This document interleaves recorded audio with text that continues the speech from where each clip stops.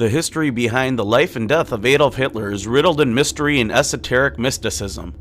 The story, however, does not start with Adolf Hitler, but 2 generations prior to his birth.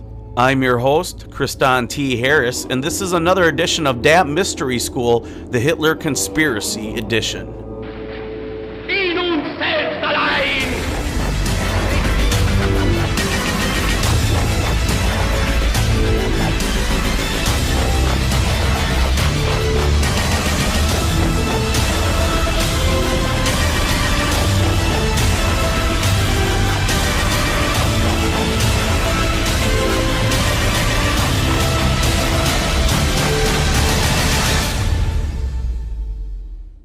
Adolf Hitler's father, Alois Hitler, is believed by some to be the illegitimate son of Maria Anna Schicklgruber and Baron Rothschild.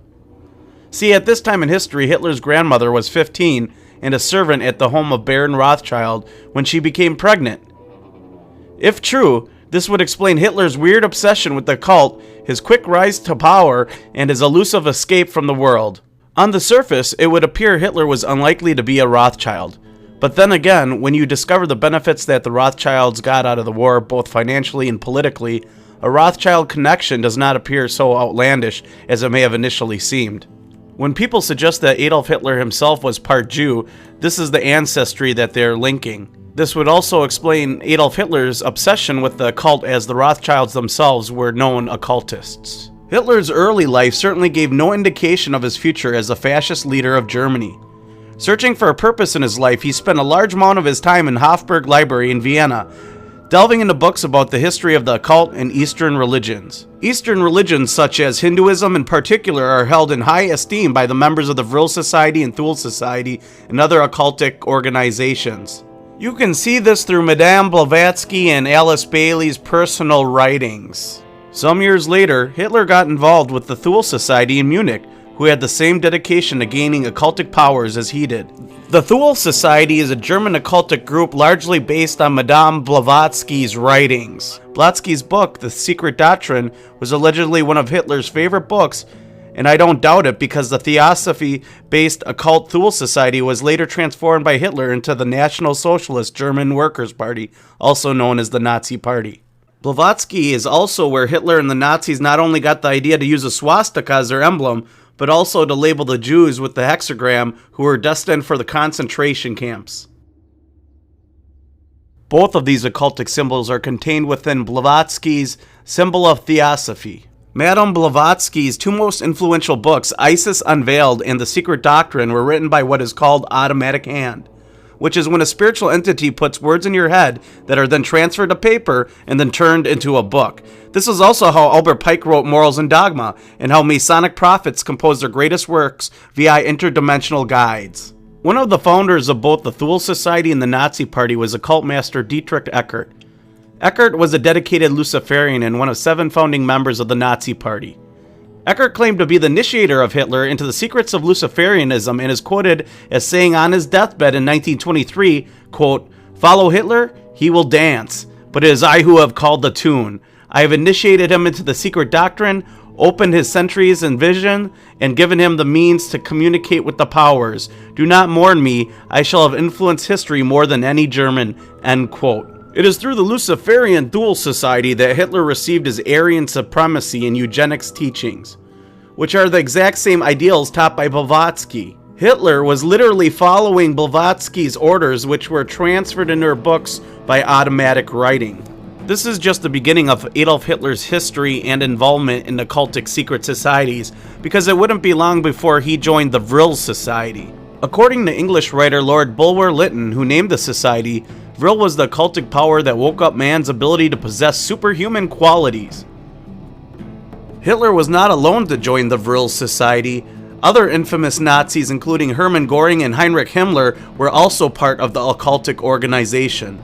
Adolf Hitler's family ties and esoteric knowledge were not the only contributors to his rise to power. According to the book Wall Street and the Rise of Hitler by Professor Anthony Sutton, many different organizations contributed to Adolf Hitler's rise, including GM, General Electric, ITTC, Ford Motor, Chase Manhattan Bank, Morgan Guarantee Trust, Exxon, and other American companies financed Adolf Hitler and provided him with weapons and supplies to wage World War II.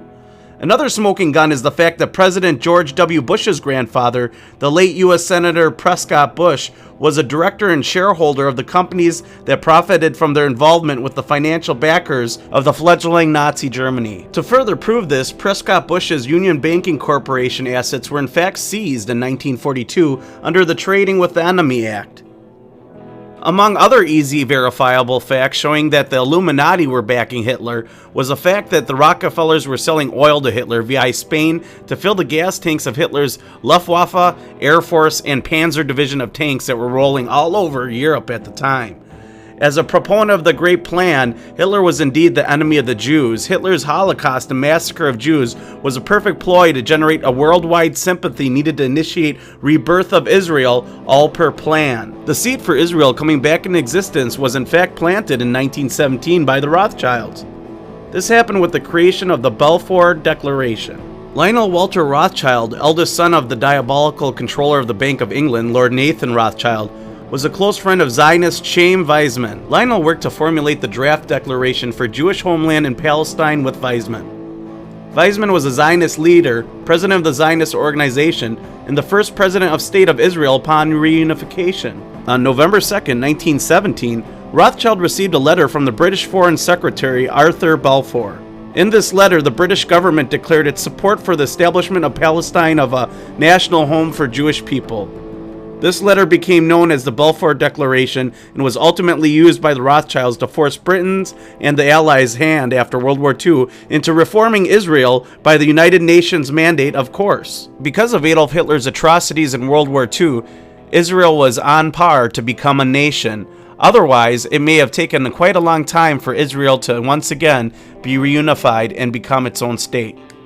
In the end, Adolf Hitler and the Nazis were created and funded by the Rothschilds.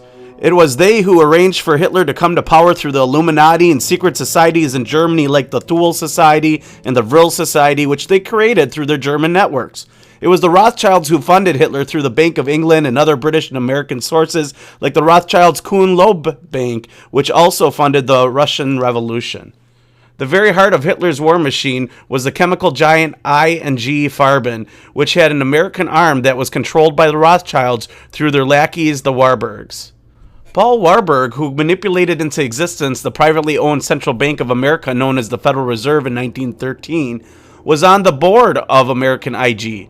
Indeed, Hitler's IG Farben ran the slave labor camp at Auschwitz, was in reality a division of Standard Oil officially owned by the Rockefellers, but in truth the Rockefellers' empire was funded and started by the Rothschilds. The connection between Adolf Hitler and the Rothschilds does not stop just here. The Rothschilds also owned German news agencies during both world wars and thus controlled the flow of information to Germans and the outside world. Incidentally, when Allied troops entered Germany, they found that the IG Farben factories in the very core of Hitler's operation had not been hit by mass bombing, and neither had Ford factories, another Illuminati supporter of Hitler. Other factories nearby had been demolished by bombing raids. Even Adolf Hitler's death was shrouded in conspiracy and uncertainty, as many people, including the FBI, continued to search for Hitler even after an announcement that he had committed suicide. Many years have passed, and it seems even less likely that this is a realistic situation, that Adolf Hitler actually committed suicide, as there are no eyewitnesses to this account, or even eyewitnesses of his body. But there are Freedom of Information Act requests that the FBI continued to search for him after his death. You can even search and read through these FBI reports right on the internet. Just go to Google and type in Adolf Hitler FBI Freedom of Information Act requests, and you'll see the documents pop up. Just follow the tutorial here above. Did Adolf Hitler commit suicide at the end of World War II? Or did he escape to Argentina? I'll let you guys decide and do your own research. I'm Kristan T. Harris, and this is another edition of Dat Mystery School. Make sure you download our very free podcast app available on your cell phone or tablet via Android Store, iTunes App Store, Windows, Spreaker, Stitcher. We're also on YouTube. And make sure you watch the other episodes in this Dat Mystery School series. And don't forget to visit therundownlive.com.